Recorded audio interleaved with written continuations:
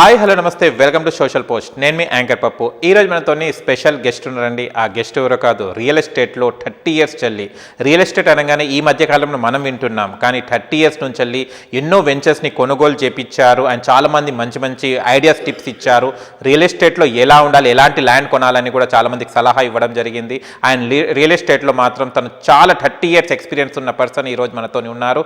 అతనే డాక్టర్ నంది రమేశ్వరరావు గారు మనతో ఉన్నారు. అండ్ రియల్ ఎస్టేట్ అంటే ఏంటిది, అసలు ల్యాండ్ ఎక్కడ కొనాలి, తన అనుభవం ప్రకారం కొన్ని డౌట్స్ ఉన్నాయి, తనని అడిగి తెలుసుకోవడానికి ప్రయత్నిద్దాం. గతంలో చూస్తే కనుక మనకు ఊర్లలో కొంచెం డౌనే ఉండేది రియల్ ఎస్టేట్, కానీ ఎప్పుడైతే తెలంగాణ వచ్చిందో రేట్స్ అన్నీ హైప్ అయ్యాయి. దీనికి రీజన్ ఏంటి సార్?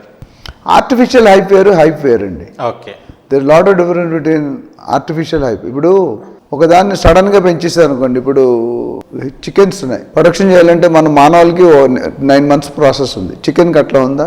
ఇంజెక్షన్లు ఇచ్చి కొత్త టైంలో తగ్గించేస్తుంది. అది ఆర్టిఫిషియల్ చికెన్. నాటుకోడికి చికెన్ పౌల్ట్రీ ఫామ్ కోడికి తేడా ఉందా? సో రేట్ అనేది కోకాపేట్లో 100 కోట్లు అనేది నేను ఒప్పుకోను. అంటే ఇట్ ఈస్ సడన్గా పెరిగింది. ఎప్పుడైనా న్యూటన్స్ లా ప్రకారం ఒక రాయ కింద పైకి వేసారు అనుకోండి, వెళ్ళడానికి 1 minute పడితే రావడానికి 1/2 minute పడుతుంది.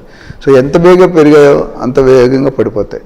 సో ఎప్పుడైనా stable growth is important. 45 degrees పెరగాలి. మెట్టు మీద మెట్టు ఎక్కాలి. ఒకసారి మీరు 10th మెట్టు ఎక్కాలనుకుంటే you're going to be somewhere. So lands పల్లెటూరు అంటే విలేజెస్లో కానీ ఇప్పటికి విలేజ్లో కూడా చాలా అవగాహన వచ్చింది.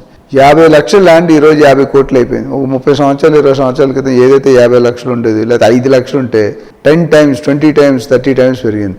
సో రియల్ ఎస్టేట్ ఎందుకంటే శోభన్ గారు చెప్పారు, ప్రపంచంలో పెరిగేది ఎప్పటికీ పెరిగేది ఏంటి? పాపులేషన్. ఎప్పటికీ ఆగదు. మనం నెంబర్ 1లో ఉన్నాం. చైనాను కూడా బీట్. అంతకుముందు మనం పెద్దనే ఉండేవాడు, ఇప్పుడు మనం పెద్దనే అయిపోయాడు, చిన్ననే అయిపోయాడు, చిన్న తమ్ముడు అయిపోయాడు. ఎప్పటికీ పెరగంది ఏంటి? భూమి. సో మీరు 30 years మీరు పుట్టక ముందు ల్యాండ్ ఎంత ఉండేది, ఇప్పుడు కూడా ల్యాండ్ అంతే ఉంది. కానీ పాపులేషన్ అంత ఉందా?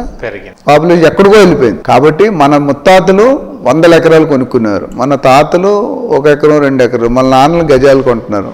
మనం వచ్చేసరికి అడుగుల్లో కొనుక్కుంటాం, మన పిల్లలు వచ్చేసరికి ఇంచుల్లో కొనుక్కుంటారు, మన మనవలు వచ్చేసరికి సెంటీమీటర్లో కొనుక్కుంటారు. తర్వాత ల్యాండ్ ఉండదు. అందుకని ల్యాండ్కి అంతకుముందు ఒక ప్లాట్ ఉంటే ఒక బయ్యర్ ఉండేవాడు కాదు. ఇప్పుడు ఒక ప్లాట్ ఉంటే 100 మంది బయ్యర్లు ఉండి, ఎవరికి కొండ బలం, గుండె బలం, డబ్బు బలం ఉంటే వాడికి ఆ ప్లాట్ దక్కుతుంది. అదేవిధంగా ఇప్పుడు మీరు కోకాపేటలో చూసుకుంటే రియల్గా ఒక 500 ఎకరాల పైన హెచ్ఎండిఏ పరిధిలో ఉంది. అందులో ఒక 100 ఎకరాలు 2 phases చేశారు. ఫస్ట్ చేసిన 30 అన్నారు, తర్వాత 60 అన్నారు, ఇప్పుడు 100 అన్నారు. కానీ ఆ 3-4 సంవత్సరాలు అంత అయిందంటే అవ్వలే. అక్కడ పొలిటికల్ స్టంట్, కొన్ని బిజినెస్ మెన్స్ ఎట్లా అంటే 500 ఎకరాలు అనేది కోకాపేట నియోపాలిషన్ చూసుంటారు మీరు. దాని చుట్టూ ఒక 5,000-10,000 ఎకరాలు ఉన్నాయి. పెద్ద పెద్ద బడాబాబులు పేర్లు మనం చెప్పలేం, కానీ అందరూ కొనుక్కున్నారు. అక్కడ ఎంత ఉండేది? 3 కోట్లు, 4 కోట్లు, 5 కోట్లు. చెట్టు పేరు చెప్పి కాయలు ఇవ్వమంటారు కదా. ఈ కోకాపేట పేరు చెప్పి 5 ఎకరాలు దాన్ని 5 కోట్లు దాన్ని 30 కోట్లు 40 కోట్లకు అమ్ముతున్నారు. అక్కడ 100 ఎకరాలు, ఇక్కడ 30 కోట్లు అని. యాక్చువల్ దాని వర్త్ ఎంత? 5 కోట్లు లేదా 10 కోట్లు. రేవంత్ రెడ్డి గారు కూడా సీఎం అవగానే చెప్పారు మీకు ఏంటంటే, రియల్ ఎస్టేట్ నా సొత్తు, నా పేటెంటు, నాకు నా కెరియరే రియల్ ఎస్టేట్ బ్రోకర్గా అయింది. సో కోకాపేటలో నేను 15-20 సంవత్సరాల ముందే ల్యాండ్ కొన్ని విల్లాలు కట్టాను.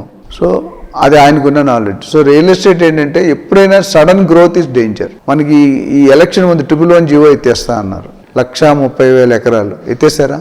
ఫ్యాబ్ సిటీ వస్తుంది అన్నారు, వచ్చిందా? ఎన్ని రోజులు పట్టింది? ఎలక్ట్రానిక్ సిటీ వస్తుంది, ఫార్మా సిటీ వస్తుంది. సో పొలిటికల్ స్టేట్మెంట్స్కి అనుకూలంగా మనం తీసుకోకూడదు. బిజినెస్ మెన్ కానీ రాజకీయ 100 మాటలు చెప్తారు, బట్ అందులో జరిగేవన్నీ జరగపోనే ఎక్కువ ఉంటాయి. ఓట్లు ఎలక్షన్ వచ్చిందంటే 100 కమిట్మెంట్లు ఇస్తాం, మళ్ళీ ఆ 4.5 సంవత్సరాలు ఏం మాట్లాడడం.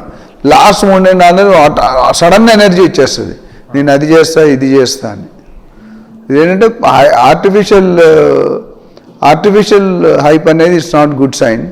బట్ డెఫినెట్గా ఒకటైతే గత 10 సంవత్సరాల్లో రియల్ ఎస్టేట్ అనేది పెరిగింది, ఇందులో ఎటువంటి డౌట్ లేదు.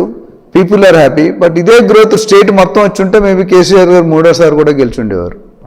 ఆయన ఫామ్ హౌస్కే పరిమితం అయ్యారు, పబ్లిక్లో లేరు. మీరు మీడియాలో ఉన్నారు కూడా, మీకు అన్నీ తెలిసే ఉంటాయి. ఇవన్నీ కూడా ఆ నెగిటివ్ పాయింట్స్ని ప్రస్తుతం గవర్నమెంట్ ఎన్కాష్ చేసుకోవడానికి ట్రై చేస్తున్నారు. Otherwise real estate has gone well, is doing well. And it is definitely next 5 నుండి 10 సంవత్సరాల వరకు రియల్ ఎస్టేట్ 5th gearలో ఉంది, టాప్ గేర్లో. ఫస్ట్ గేర్కి రావడానికి చాలా ఏ గవర్నమెంట్ వచ్చినా ఒక మెయిన్ రీజన్ చెప్పి క్లోజ్ చేస్తాను. స్టేట్ గవర్నమెంట్ ఆఫ్ తెలంగాణకి 80,000 నుండి 90,000 కోట్లు రియల్ ఎస్టేట్ డైరెక్ట్ ఇండైరెక్ట్ నుండి ఆదాయం వస్తుంది. అందుకని రియల్ ఎస్టేట్ని ఎవరిని కెలకరు. ఎవరైనా ముట్టుకుంటే మన సగం బడ్జెట్ రాదు. సో కాబట్టి ఇన్వెస్టర్స్కి ఇది గుడ్ సైన్. ఎందుకంటే లాస్ట్ 7-8 నెలల నుండి రేట్లు పెరగలేదు. ఇప్పుడు నాకు తెలిసి ఎలక్షన్ రిజల్ట్స్ వచ్చాక రేట్లు they are going to shoot up.